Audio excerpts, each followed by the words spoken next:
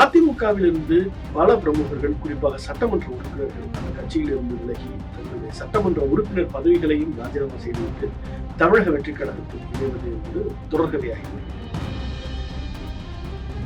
இது உங்களுக்கு பிஜேபி கையாண்ட ஒரு உத்தி, ஆபரேஷன் லோட்டஸ் அப்படின்னு சொல்லுவாங்க. தாவேக்காவை பொறுத்த வரைக்கும் அவர்களுடைய தேர்தல் பிரச்சாரத்துல முக்கியமான ஒரு முழக்கம் அப்படிங்கிறது நாங்கள் ஒரு தூய சக்தி அப்படிங்கிறது. இது போல செய்வதால அந்த இமேஜ் அடி வாங்காதா? கூட்டணி கட்சியில நம்பல, கூட்டணி கட்சியை முழுமையாக நம்ப முடியாது. அவர்கள் நாளைக்கு எதிர்காலத்தில் நமக்கு வந்து ஏதாவது ஒரு அழுத்தம் கொடுக்கலாம். இங்க தேர்தல் முடிஞ்சு ஒரு 3 வாரத்துல இன்னும் நம்ம எல்லாம் ஓட்டு போட்ட மெய் கூட கையில இருந்து அலையாம இருக்கு அப்படின்னு இதுக்குள்ளாக நீங்க வந்து நாங்க ராஜினாமா பண்ணிக்கலாம், நாங்க வந்து வேற கட்சியில சேர்ந்துருக்கோம். ஆனா எங்கேயோ ஒரு இடத்துல திரு எடப்பாடி பழனிசாமி தவறு செய்யாரு அப்படின்ற ஒரு எண்ணம் இருக்கு. ஏன்னா தி ஹிந்துவின் நேயர்களுக்கு வணக்கம். ஒவ்வொரு வாரமும் தொடர்ச்சியாக நாம் அப்போதைய அரசியல் நிகழ்வுகள் குறித்து விவாதித்து வருகிறோம். தற்போது அதிமுகவிலிருந்து பல பிரமுகர்கள், குறிப்பாக சட்டமன்ற உறுப்பினர்கள் அந்த கட்சியிலிருந்து விலகி தங்களுடைய சட்டமன்ற உறுப்பினர் பதவிகளையும் ராஜினாமா செய்துவிட்டு தமிழக வெற்றிக் கழகத்தில் இணைவது என்பது தொடர்கதையாகி வருகிறது. இந்த போக்கு குறித்து விவாதிக்க நம்மோடு தி ஹிந்து நாளிதழின் டெபுட்டி ரெசிடென்ட் எடிட்டர் திரு டி சுரேஷ்குமார் இருக்கிறார். வணக்கம் சுரேஷ். வணக்கம். நீங்க கவனித்திருப்பீர்கள், கடந்த சில நாட்கள்ல 4 அதிமுகவின் சட்டமன்ற உறுப்பினர்கள் அந்த கட்சியிலிருந்து விலகி இருக்கிறார்கள். தங்களுடைய சட்டமன்ற உறுப்பினர் பதவிகளையும் ராஜினாமா செய்துவிட்டு தாவேக்காவில் போய் இணைஞ்சிருக்காங்க. எதற்காக இது நடக்குது? ஏன்னா ஏற்கனவே தமிழக வெற்றிக் கழகத்திற்கு ஒரு பெரும்பான்மை கிடைத்து விட்டது. அந்த நிலையிலையும் அதிமுகவின் உறுப்பினர்கள் இதை செய்வது எதற்காக? இவர்கள் 4 பேர் ராஜினாமா பண்றாங்க, உடனடியாக தாவேக்காலையும் போய் இணைஞ்சிருக்காங்க. அப்போ நம்மளால என்ன கணிக்க முடிகிறது?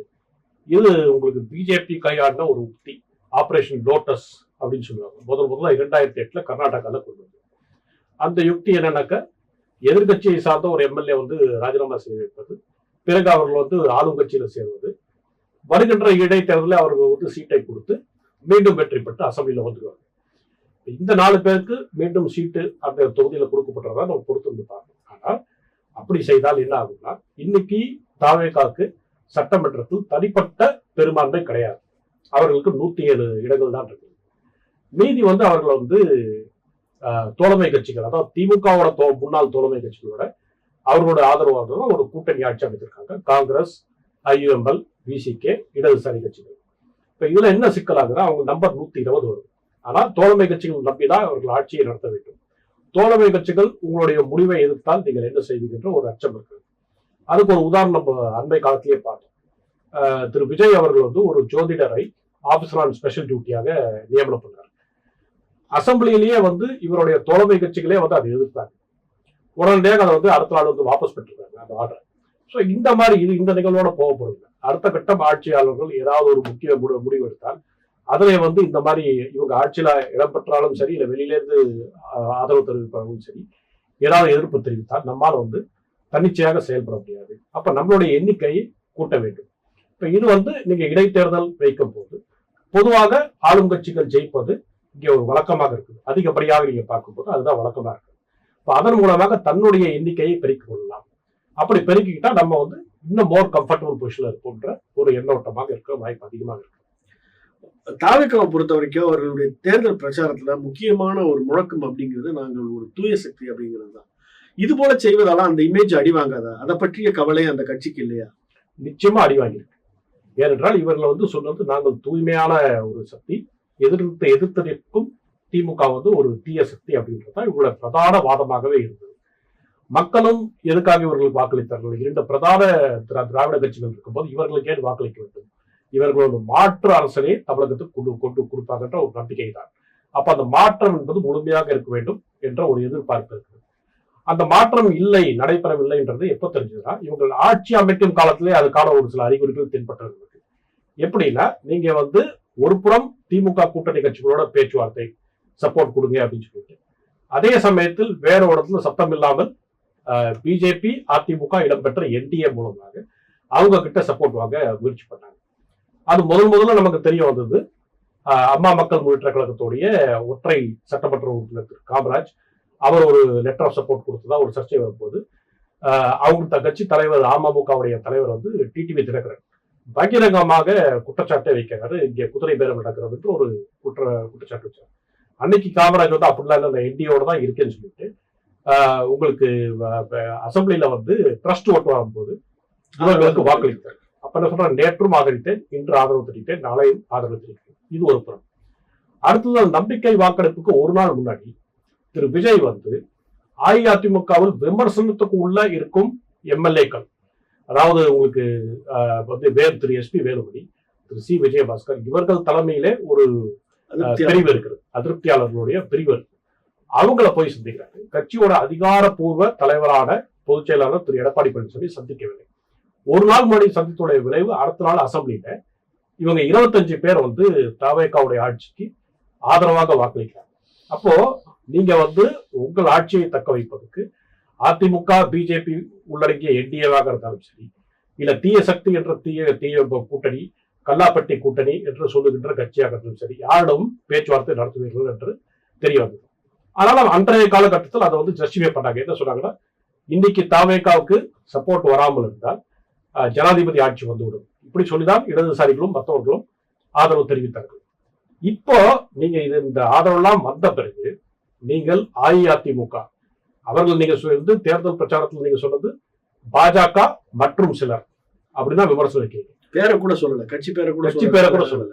அப்படியாப்பட்ட ஒரு கட்சி ஆட்களை நீங்கள் உடனடியாக உங்கள் கட்சிகளை இணைப்பது அந்த கிளீன் இமேஜ், தூய சக்தின்ற இமேஜுக்கு நிச்சயமாக பாதிப்பு தான். இப்போ இடதுசாரிகள், விடுதலை சிறுத்தைகள், ஐயுஎம்எல், காங்கிரஸ் இவர்கள் எல்லாம் சேர்ந்து ஆதரவு கொடுத்த பிறகு தவேகாவுக்கு ஒரு பெரும்பான்மை இருக்கிறது. அப்படி இருக்கும்போது திரும்ப எதற்கு அதிமுகவில் இருந்த ஆட்களை ராஜினாமா செய்ய சொல்லி அவங்க தங்க பக்கம் சேர்த்து திரும்ப இடைத்தேர்தலில் ஜெயிக்க வச்சு எதுக்கு இவ்வளவு பெரிய ப்ராசஸ்? தங்களுடைய எண்ணிக்கை கூட்ட வேண்டும்.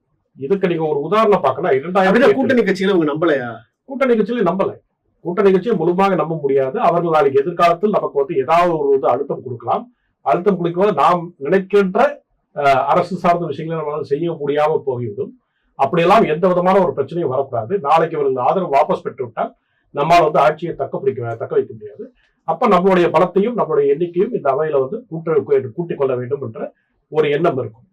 இது முதல்ல தென்பட்டது 2008 பாரதிய ஜனதா கட்சி ஆபரேஷன் லோட்டஸ் கர்நாடகாவில் கொண்டு வராங்க. அன்றைய காலகட்டத்தில் பாரதிய ஜனதா கட்சி முதல் முறையாக கர்நாடகாவில் ஆட்சி அமைக்கிறாங்க. 224 மெம்பர் ஹவுஸ் கர்நாடகா ஹவுஸ் இருந்தது. அதுல பாரதிய ஜனதா கட்சி கடத்த எண்ணிக்கை வந்து 110. 5 சுயேட்சை வேட்பாளர்களுடைய ஆதரவோட அவங்க வந்து ஆட்சி அமைச்சிடுறாங்க. சில மாதங்கள் கழிச்சு எதிர்கட்சியில் வந்து 7 பேர் காங்கிரஸ், ஜனதா தள் இதுல இருந்து வந்து ராஜினாமா பண்றாங்க. ராஜினாமா பண்ணி அவங்க வந்து பாஜக இணைஞ்சுக்கிறாங்க. இடைத்தேர்தல் வருது. அந்த 5 பேர் மீண்டும் வெற்றி பெற்று இதே கூட்டணியில் சேர்த்து விட்டுறாங்க, பாஜகவோட எதிராக. அடுத்த 3 ஆண்டு காலத்தில் மேலும் ஒரு 7 பேர் ராஜினாமா பண்ணி இவர்களுடைய எண்ணிக்கையை பலப்படுத்துகிறார். சோ இதுதான் ஆபரேஷன் லோட்டஸ். அதன் மூலமாக அவங்க வந்து தன்னிச்சையாக பெரும்பான்மை அடைந்து விட்டார்கள். இதைதான் அவர்கள் பிற்காலத்தில் இதே கர்நாடகாவிலும் கையாண்டார்கள். பிறகு மத்திய பிரதேஷ், அப்புறம் பல மாநிலங்களும் கையாண்டு விட்டு இருந்தாங்க. இந்த மாதிரியான ஒரு டிஸ்டர்பிங் பேட்டர்ன் இது வந்து ஒரு நல்ல ஒரு உதாரணமாக இருக்காது. ஆனால் அந்த உத்தியை இவர்கள் கையாளும் போது அது வந்து நமக்கு வந்து ஒரு தமிழ்நாட்டுக்கு துரதிருஷ்டமாக இந்த மாதிரியான சம்பவங்கள்லாம் நடக்குது என்றுதான் தோன்றும். அப்படி இருக்கும்போது ஏற்கனவே அமைச்சரவையில் இணைந்திருக்கக்கூடிய கட்சிகள் காங்கிரஸ், விடுதலை சிறுத்தைகள், ஐயுஎம்எல் இவங்களுக்கு எதிர்காலத்துல அது ஒரு பெரிய சிக்கலாக மாறாதா? ஏன்னா அவர்கள் தனித்து ஒரு பெரும்பான்மையை பெற்று ஏதோ ஒரு சிக்கல் வரும்போது இவர்கள் வெளியேற வேண்டிய நிலை வந்தால், திமுக கூட்டணியிலிருந்து வெளியேறியாச்சு, இப்போ இந்த கூட்டணியிலிருந்து வெளியேற வேண்டிய ஒரு நிலைமை, அது ஒரு ரொம்ப ஒரு சிக்கலான ஒரு நிலை தானே இருக்கும். அது நிச்சயமாக சிக்கலான ஒரு நிலை தான் இருக்கும். அப்கோர்ஸ் அரசியல்ல வந்து அந்த கால சூழலுக்கு ஏத்தாப்புல அவங்க வந்து மாத்திப்பாங்க. எப்படி திமுகவோட கொள்கை கூட்டணி என்று இணைந்து கொண்டு இன்றைக்கு வந்து தேவைப்படும் போது அவங்களுக்கு தவேகா வந்து ஜனாதிபதி ஆட்சி வரக்கூடாது என்று ஆதரவு தெரிவிக்கிறார்களோ, இந்த மாதிரி ஏதாவது ஒரு காரணத்தை கண்டுபிடிப்பாங்க. ஆனா இதுல வந்து நம்ம வந்து எதை கண்டு நம்ம வந்து ஒரு வருத்தம் அளிக்க வேண்டும், காங்கிரஸை சேர்ந்த ஒரு சில பொறுப்பில் இருக்கக்கூடிய நபர்கள் இதை வரவேற்கிறார்கள். உதாரணத்துக்கு சொல்லணும்னா எம்பி திரு மாணிக்கம் தாக்கூர் அவர் வந்து இதுல வந்து எல்லாம் வெளிப்படையா தான் நடக்கிறது, இதுல வந்து திமுக குற்றச்சாட்டு செய்வது சரியில்லை அப்படின்றாங்க. அப்படி சொல்லும் போது அவங்க வந்து எந்த மாதிரி ஒரு பாலிடிக்ஸை என்டார்ஸ் பண்றாங்க. இப்ப நீங்க வந்து இது வெளிப்படையாக நடக்கிறது அப்படின்னு இந்த சம்பவத்தை எடுத்தீங்கன்னா, மத்திய பிரதேசல நடந்தது என்ன? பாரதிய ஜனதா கட்சி வந்து காங்கிரஸோடைய எம்எல்ஏக்களை ராஜினாமா செய்ய விட்டு அவர்களை மீண்டும் தங்கள் கட்சியில வந்து சீட்டை கொடுத்து ஜெயிக்க வச்சு ஆட்சியை பிடிக்கணும் அப்படின்ற ஒரு எண்ணம் இருக்கும்போது இந்த மாதிரியான சம்பவத்தை நீங்க வந்து எப்படி ஆதரவு தெரிவிக்கும். இல்ல நான் அவர் கேட்கறத வச்சு நான் உங்ககிட்ட கேட்கிறேன். இது சட்ட ரீதியாகத்தானே நடக்கிறது. சோ இந்த விஷயத்த நம்ம சட்ட ரீதியா அணுகணுமா இல்ல தார்மீக ரீதியா அணுகணுமா? ஏன் தார்மீக ரீதியா அணுகணும்னு சொன்னா ஏன் அணுகணும்? ஏன்னா சட்ட ரீதியா அவங்க ராஜினாமா பண்றாங்க, திரும்ப ஜெயிச்சு ஒரு கட்சிக்கு ஆதரவு கொடுக்குறாங்க, என்ன பிரச்சனை? சட்ட ரீதியாக உங்களுக்கு பாத்தீங்கன்னாக்கா எல்லாமே வந்து இதுக்கு எல்லா முகாந்திரமும் இருக்கு. இது லீகல், அதுல ஒன்றும் சந்தேகம் கிடையாது. ஆனா இது எத்திக்கலா மாறலாம்னு பாத்தீங்கன்னா அடிப்படையில தவறு, முற்றிலும் தவறு. இதை என்டார்ஸ் பண்றதுக்கு நமக்கு வந்து ஒரு முகாந்திரம் கூட கிடையாதுன்னு நான் பாக்குறேன். ஒரு துள்ளி அளவு கூட இது முகாந்திரம் கிடையாது, நம்ம ஆதரிக்கிறது. ஏன்னா ஏன் இதை நான் மாறலி ராங்கன்னு சொல்றேன்னா, இந்த தேர்தல் வந்து ஒரு மும்முனை போட்டியாகும், 4 முனை போட்டி, நாம் தமிழர் கட்சி 4 முனை போட்டியாக நடக்குது. 4 கட்சிகளும் அவர்களுடைய கொள்கை, சித்தாந்தங்கள், தேர்தல் வாக்குறுதி இதை கொடுத்து வந்து 4 முனையில வந்து அவங்க வந்து மக்கள் மத்தியில வைக்கிறாங்க. அப்ப மக்கள் மாற்றம் வேண்டும், இது திராவிட கட்சிகள் வேண்டாம் என்றவர்களும் தாவேக்காவுக்கு வாக்களிக்கிறார்கள். இல்லை நமக்கு கடந்த திமுக ஆட்சியே சரியாக செய்திருக்கு அப்படின்னு சொல்லிட்டு நம்பிக்கை கொடுத்தோம், அந்த கூட்டணிக்கு வாக்களிக்கிறார்கள். இவர்கள் வேண்டாம், திமுக ஆட்சி சரியில்லை, தாவேக்காவும் நமக்கு மாற்று கிடையாது, திரு எடப்பாடி பழனிசாமி ஏற்கனவே ஆட்சி செய்திருக்கார், அவர் சிறப்பாக செயல்பட்டிருக்கார், அவர் மீது நம்பிக்கை வைத்து நம்ம வாக்களிப்போம்னு சொல்லிட்டு வாக்களிச்சிருக்காங்க. அதனாலதான் அதிமுக மட்டும் 47 இடங்கள் மக்கள் வந்து கொடுத்திருக்காங்க. நாம் தமிழருக்கு சீட்டு வரல, ஆனா அவர்கள் நம்பியும் வாக்களித்திருக்காங்க. அவங்க கொள்கை மீது ஏதோ ஒரு நம்பிக்கை உள்ள மக்கள் இருக்காங்க. அப்போ இந்த வாக்கு நீங்கள் வெற்றி பெற்றது உங்கள் கட்சி தலைவர் அவர் முன்வைத்த கொள்கை, உங்கள் கட்சி வைத்த தேர்தல் மேனிபெஸ்டோ, இதெல்லாம் வச்சுதான் மக்கள் கொடுத்திருக்காங்க. இதை வந்து நாங்க பாதியில கூட நீங்க தேர்தல் முடிஞ்சு ஒரு 3 வாரத்துல இன்னும் நம்ம எல்லாம் ஓட்டு போட்ட மெய் கூட கையில இருந்து இன்னும் அலையாம இருக்கு. அப்படின்னு இதுக்குள்ளார நீங்க வந்து நாங்க ராஜினாமா பண்ணிடுறோம், நாங்க வந்து வேற கட்சியில சேர்ந்துடுறோம்னா ராஜினாமா பண்றது உங்களுக்கு அதிகாரம் இருக்கு. ஆனா மக்கள் நீங்க ராஜினாமா பண்ணணும்னு உங்களுக்கு ஓட்டு போட்டாங்க. 5 ஆண்டு காலம் நீங்க ஏதோ செய்வீங்க அப்படின்ற நம்பிக்கையில தான் இந்த 4 எம்எல்ஏஸ்க்கோ கூட ஓட்டு போட்டுருக்காங்க. அப்ப அப்படி இருக்கும் போது தார்மீக ரீதியாக இது சரியல்ல. நீங்கள் இதை நியாயப்படுத்தி விட்டால், நீங்க ஆன்டி டிஃபெக்ஷன் லான்றது நம்மளுடைய 10 ஷெடியூல்ல இருக்கு. 10வது அட்டவணையில அரசியல் சாசன அமைப்புல இருக்கக்கூடிய 10 ஷெடியூல்ல கேள்வி செய்யும் விதமாக தான் இது இருக்கும். அப்ப நீங்க 10 ஷெடியூல்ல எடுத்துலாம், இந்த டிஃபெக்ஷன்லாவே வேண்டாம், ஆளாளுக்கு ராஜினாமா பண்ணிட்டு திரும்ப போய் ஆளுங்கட்சியில் சேர்ந்துட்டு நீங்க பாட்டு ஜெயிச்சுட்டு வந்துடலாம். அப்போ அந்த சட்டம் இருக்கு, சட்டத்துடைய ஓட்டைகளை நம்ம வந்து பயன்படுத்தி போறதுன்றது வேற. ஆனா அப்படி செய்வது சரியா அப்படின்னா முற்றிலும் தவறான ஒரு விஷயமா இருக்கும். இல்ல இதுல இன்னொரு கேள்வி என்ன இருக்குன்னா, அவங்க ராஜினாமா செய்து விட்டு மக்களை சந்தித்து தானே மீண்டும் வர்றாங்க. சோ அதுல ஒரு எதிர்ப்பு தெரிவிக்க என்ன காரணம் இருக்கும்? நீங்க மக்களை எப்படி சந்திக்கிறீங்க? நீங்க வந்து ஆளும் கட்சியை எதிர்த்து நீங்க போட்டியிட போறீங்களா? கிடையாதுல்ல. நீங்க வந்து ஆளும் கட்சி டிக்கெட்ல தான் நிக்க போறீங்க. அப்ப நம்மளுடைய இடைத்தேர்தல்லாம் நீங்க வரலாறு பாத்தீங்கன்னா பெரும்பாலும் குறிப்பாக வந்து உங்களுக்கு திருமங்கலம் ஃபார்முலா வந்த பிறகு, திமுக காலத்துக்கு வந்த பிறகு பெரும்பாலும் உங்களுக்கு இடைத்தேர்தலில் வெற்றி பெறுவது அதிமுக அந்தந்த ஆளும் கட்சிகள் தான் வெற்றி பெறுகிறது. இது வந்து ஏன் ஆளும் கட்சிகள் வெற்றி பெறுவதில்ல, என்டையர் ஸ்டேட் மிஷினரி அவங்க கையில இருக்கு. அனைத்து அமைச்சர்களும் அந்த இடைத்தேர்தல் தொகுதியில போய் கேம்ப் பண்ணுவாங்க, அங்க போய் பிரச்சாரம் பண்ணுவாங்க. இன்னொன்று மக்கள் என்ன யோசிப்பாங்க, ஆளும் கட்சி அவர்கள் இருக்காங்க, இவங்களுக்கு ஓட்டு போட்டாதான் நம்ம தொகுதிக்கு தான் கிடைக்கும்ன்ற ஒரு எண்ண ஓட்டமும் இருக்கும். அதனாலதான் நீங்க தமிழ்நாட்டுல பாத்தீங்கன்னா உங்களுக்கு இடைத்தேர்தல் வரும்போது மக்கள் வந்து ஒரு விதமா வாக்களிப்பாங்க. நீங்க பார்லிமெண்ட் எலெக்ஷனும் இடைத்தேர்தலும் ஒன்னா வந்துருச்சுன்னா நீங்க சட்டப்பேரவையில வேற மாதிரி ஓட்டு போடுவாங்க. அவங்க இருக்கிற ஆளுங்கட்சிக்கே வந்து ராகு தெரிவிக்கிறதுக்கு அதிகமான வாய்ப்புகள் இருக்குது. கடந்த தேர்தலில் கூட அப்படிதான் அதிமுக ஆட்சியில 22 தொகுதியில வரும்போது அதுல பெரும்பான்மையான இடத்துக்கு வச்சு ஆட்சியை வந்து தக்க வைக்கக்கூடிய நிலைகள் தான் அது வந்தது. ஸோ இப்படிதான் மக்களோட எண்ண ஓட்டம். ஸோ நீங்க வந்து தனியாக ஒன்றும் போய் மக்களை வந்து சந்திக்கல. இன்னொன்னு, நீங்க வந்து மக்களை சந்திக்கிறீங்க, 21 நாட்கள்லயே இந்த மக்கள் மீது ஒரு தேர்தலை திணிப்பதுக்கு அந்த மக்கள் என்ன குற்றம் செய்தார்கள்? அந்த மக்கள் என்ன குற்றம் செய்தாங்க? உங்களுக்கு வாக்களித்தது ஒரு குற்றமா? நீங்க வந்து நாங்க ராஜினாமா பண்ணிக்கிறோம், மீண்டும் ஒரு தேர்தல் வருது, ஒரு தேர்தல் நடத்துறதுக்கு எவ்வளவு செலவாகுது? அந்த காசு யார் கொடுக்குறது? அந்த காசு வந்து எலெக்ஷன் கமிஷன் வந்து யாருடைய பணம்? அந்த மக்களுடைய பணம். மக்களுடைய பணத்தை எடுத்துக்கிட்டு இதே உங்களுக்கு ஓட்டு போட்ட மக்கள்கிட்டயே நீங்க போய் முன்னாடி வந்து தேவையில்லாமல், ஒரு அவசியமே இல்லாமல் ஒரு தேர்தலை திணிப்பதுதான். இப்போ ஒரு இடத்துல வந்து ஒரு எம்எல்ஏக்கு ஓட்டு போடுறீங்க, அந்த எம்எல்ஏக்கு ஏதோ ஒரு உடல்நிலை கோளாறு ஏற்படுகிறது, அவர் இறந்து போய்க்கிறார் அப்படின்னா அந்த தேர்தல் தவிர்க்க முடியாத தேர்தல். அப்ப நீங்க வந்து வைக்கிறதா நீங்க வந்து நியாயம், அது வந்து நியாயமா தான் இருக்கும். ஆனா எந்த காரணமும் இல்லாமல் நாங்களே ராஜினாமா பண்ணிடுவோம், அதுவும் 21 நாட்கள் ராஜினாமா பண்ணுவோம், அந்த மக்களை நீங்கள் வந்து அவமானப்படுத்துறீங்க. அவங்களுடைய உழைப்பையே நீங்க வந்து அவங்க என்ன தேர்தலுக்கு வாக்களிப்பதுன்றது சும்மா இல்லை, நீங்க வீட்டுல இருந்து போய் கியூல இருந்து ஓட்டு போடணும், அதையே நீங்க அவமானப்படுத்துறீங்க. தேர்தல் நடத்துற செலவு, அதுக்கு போடுகின்ற போலீஸ் போர்ஸ், சிஆர்பிஎஃப் போர்ஸ், இதெல்லாம் என்ன ஆச்சு? எந்த கணக்குல வரும்?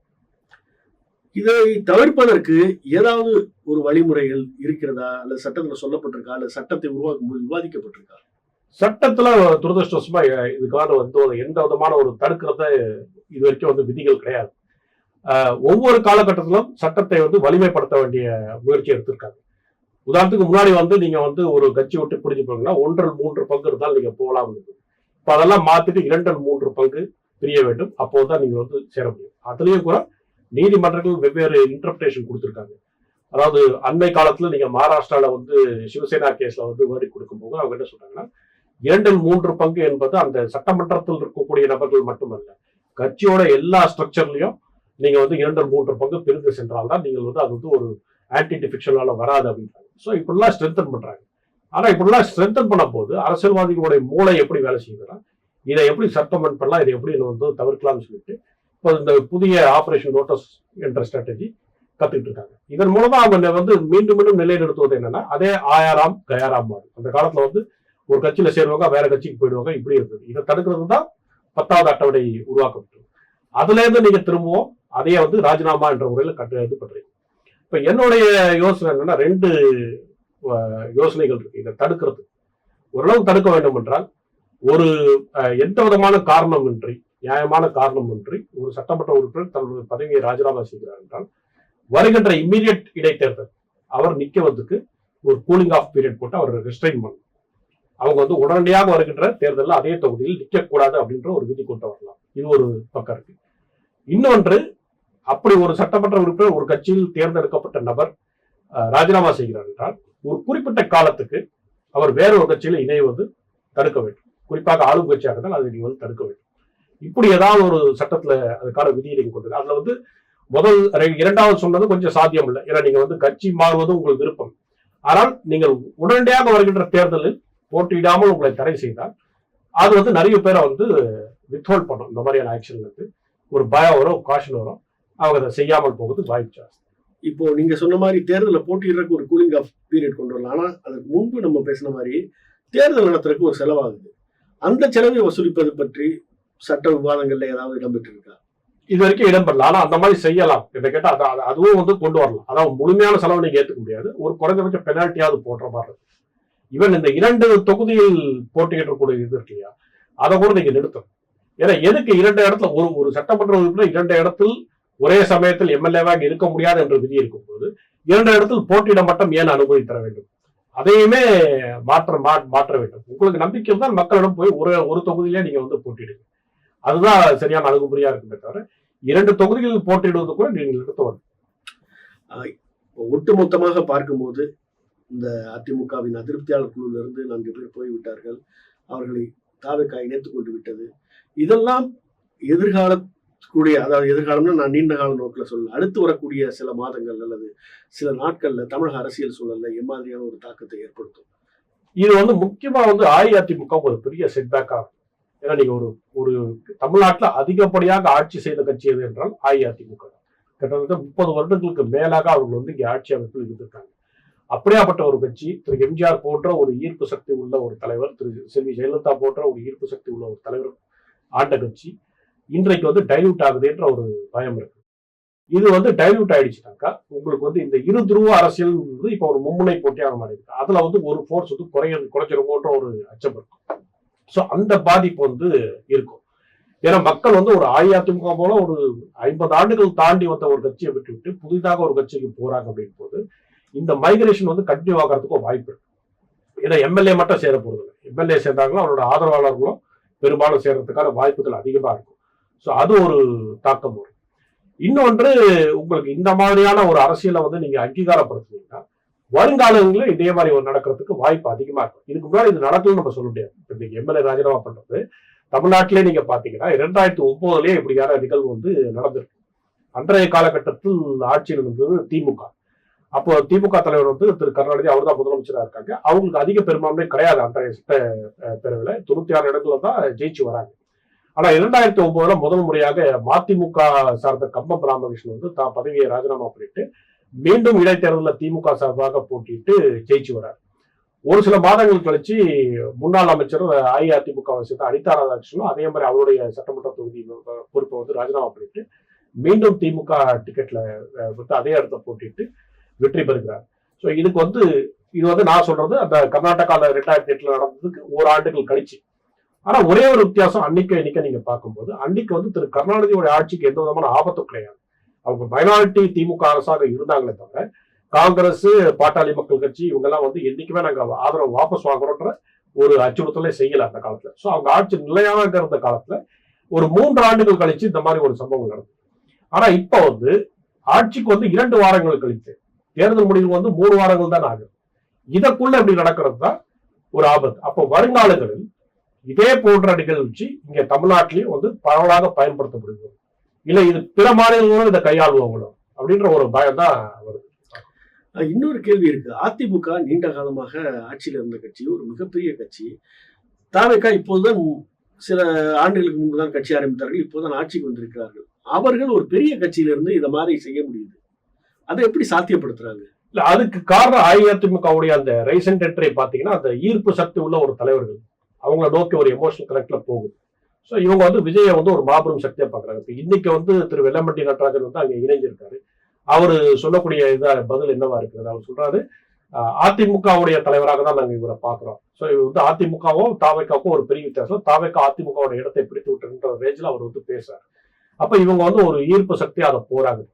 இன்னொரு பக்கம் திரு எடப்பாடி பழனிசாமி வந்து அவர் வந்து உறுதியாக செயல்படுகிறார், அதெல்லாம் ஒன்றும் சொன்னீங்க. உறுதியா வந்து அவரால் வந்து தனித்தனியா கேம்பெயின் பண்ணி ஒரு 47 இடங்கள்ல வந்து வெற்றி பெற முடியுது. என்டிஏக்கு தலைவரா தன்னை வந்து உறுதியா ஸ்டேபிளா நிறுத்திருக்காரு, அதெல்லாம் இருக்கு. ஆனா எங்கேயோ ஒரு இடத்துல திரு எடப்பாடி பழனிசாமி தவறு செய்கிறாரோ அப்படின்ற ஒரு எண்ணம் இருக்குது. ஏன்னா இதுக்கு முன்னாடி இருந்த நிலைமை வேற. இப்போ வந்து உங்களுக்கு வந்து இவருக்கு அண்மையில வந்து எதிர்ப்பு நீங்க பாத்தீங்கன்னா 3 ரீஜன்ல இருந்து வருது தமிழ்நாட்டில். ஒன்று இவர் இருக்கக்கூடிய கொங்கு மண்டலத்தில இருந்தே எஸ்பி வேலுமணி இவரை எதிர்த்தாரு. அடுத்தது உங்களுக்கு வட மாநிலத்திலிருந்து உங்களுக்கு வட மாவட்டத்திலிருந்து உங்களுக்கு வந்து திரு சி.வி. சண்முகம் எதிர்க்கிறாரு. டெல்டா பகுதியிலிருந்து திரு விஜயபாஸ்கர் எதிர்க்கிறாரு. இப்போ இவ்வளவு தலைவர்கள் எதிர்க்கிறாங்க. இதுக்கு முன்னாடி வந்து ஒரு 5 தலைவர்கள் செங்கோட்டையன் உட்பட கட்சியில் இருக்கும் போது இவரை போய் பார்த்து எல்லாரையும் ஒன்றா இணைச்சுங்க அப்படின்னு சொல்லும் போது அவர் அதை வந்து புறம் தள்ளிவிட்டார். நீங்க தேர்தல் தோல்வி அடைஞ்ச பிறக்காவது இந்த தலைவர்கள் எல்லாம் வந்து ஏதோ ஒரு எதிர்த்தாங்கன்னா அது ஏதாவது ஒரு அர்த்தம் இருக்கும்னு நினைச்சிட்டு இவங்களோட வந்து கொஞ்சம் சமரசம் செய்து அவர் செயல்பட்டுக்கலாம் போன்ற ஒரு எண்ணம் வருகிறது. வருங்காலத்திலே அவர் சமரசம் செய்யறார். இன்றைக்கு அப்கோர்ஸ் இந்த பாதி பேர் வந்து போய் மீண்டும் இணைஞ்சிருக்காங்க. பெரும்பான்மையா இந்த எதிர்த்து வாக்களித்தவர்கள் கூட 25 பேர்ல அந்த 4 பேரை தவிர நிறைய பேர் அங்க போய் வந்து இணைஞ்சிருக்காங்க. திரு விஜயபாஸ்கரும் சி.வி. சண்முகமும் வந்து இன்னமும் வந்து ஆதரவு தெரிவிக்காத நிலையில இவர்கள் நிச்சயமா வந்து இந்த தலைவர்களை வந்து விட்டுறக்கூடாது. அவ்வளவு எளிமையா அவரோட பேசி ஒரு சமாதான நிலையில போயிட்டு அதிமுக வந்து எப்படி பலப்படுத்துவது என்றுதான் அவர் யோசிக்கிறத தவிர இல்ல என்னை சுற்றிதான் அதிமுக இணைகிறது, நான் சொல்வதுதான் சரி, என்கிட்ட அதிகாரம் இருக்கு, நான் எல்லாரையும் நீக்கிடுவேன்னு பண்ணாங்கன்னா அது அதிமுகவை வந்து அப்படியே கரைஞ்சிருமோன்ற ஒரு எண்ணத்துல அந்த அந்த நிலைமைக்கு எடுத்து போகக்கூடிய வாய்ப்பு தான் அதிகமா இருக்கும். கடைசியாக ஒரு கேள்வி, அதாவது இத ஒரு யூகத்தின் அடிப்படையிலான கேள்விதான். இப்போ தாவேகாவினுடைய நம்பிக்கை இவர்களை ராஜினாமா செய்ய சொல்லிவிட்டு அதே தொகுதியில் அவங்களுக்கு வாய்ப்பு கொடுத்தோம்னா வெற்றி பெறுவார்கள் அப்படிங்கிறது. அதற்கு மாறாக அந்த தொகுதிகளில் அதிமுகவோ திமுகவோ வெற்றி பெற்று விட்டால் இவர்கள் எப்போதுமே தங்களுடைய கூட்டணி கட்சிகளைத்தான் சார்ந்திருக்க வேண்டியிருக்கும். இவர்களால வெல்ல முடியாதுங்கிறது கூட்டணி கட்சிகளுக்கும் தெரிந்துவிடும். அப்படி ஒரு ரிஸ்க்கும் இருக்குல்ல இந்த சில. நிச்சயமா அப்படி ஒருவேளை இந்த 4+1 திருச்சி ஈஸ்ட் இந்த 5 தொகுதிகள்ல வந்து தாவேகா வெற்றி பெறாமல் வேற கட்சிகள் ஏதாவது வெற்றி பெற்று விட்டால் அது வந்து தாவேகா வந்து மிகப்பெரிய ஒரு பெரும்பான்மையோட வந்து வந்தாங்க, சீட்டு கிடைக்கல, ஆனா வந்து 35% வாக்கு வாங்கினாங்க. அப்படியாப்பட்ட கட்சிக்கு வந்து மக்கள் வந்து இப்ப நம்பிக்கை இழந்துட்டாங்கன்ற ஒரு பேச்சு அடிப்படும். அன்னைக்கு அவங்க கூட்டணி கட்சிகளை வந்து அந்த உள்ளுக்குள்ள மந்திரி பதவி கொடுத்து வைத்துக் கொள்ளதான் முடியுமே தவிர அவர்களை வந்து அவ்வளவு எளிதாக கழட்டி விட முடியாது. பட் அவங்களுக்கு ஒரு அட்வான்டேஜ் இருக்கும், என்னன்னா இதை தவிர வேற யாரும் ஆட்சி அமைப்பது அவ்வளவு சுலபமும் கிடையாது. ஏன்னா அவர்களிடம் எண்ணிக்கை இல்லை, இவர்களிடம் தான் 107 பேர் இருக்காங்க. போது சிங்கிள் லார்ஜஸ்ட் பார்ட்டியா இருக்கவங்களுக்கு அந்த அட்வான்டேஜ் இருக்குமே தவிர வேற எந்த ஒரு கோலிஷன் வந்தாலும் அது நீடிக்காது. அது வெகு விரைவில் அவங்களுக்குள்ள டிஃபரன்ஸ் வந்து அது வந்து டிஸ்இன்டெகிரேட் ஆகும். ஸோ இவருக்கு அந்த ஒரு நம்பிக்கை இருக்கும். ஆனால் இது வந்து ஒரு அப்படி நடந்து விட்டால் மாரலி ஒரு மிகப்பெரிய ஒரு அடியாக இருக்கும். அடுத்த பாராளுமன்ற தேர்தல் வரும்போது இங்கே இருக்கக்கூடிய கூட்டணி நிலைமையும் மாறலாம் அந்த சமயத்தில். நன்றி சுரேஷ். இந்த ஹிந்துவின் நேயர்களுக்காக பல கருத்துக்களை தெரிவித்தீர்கள், மிக்க நன்றி. நன்றி.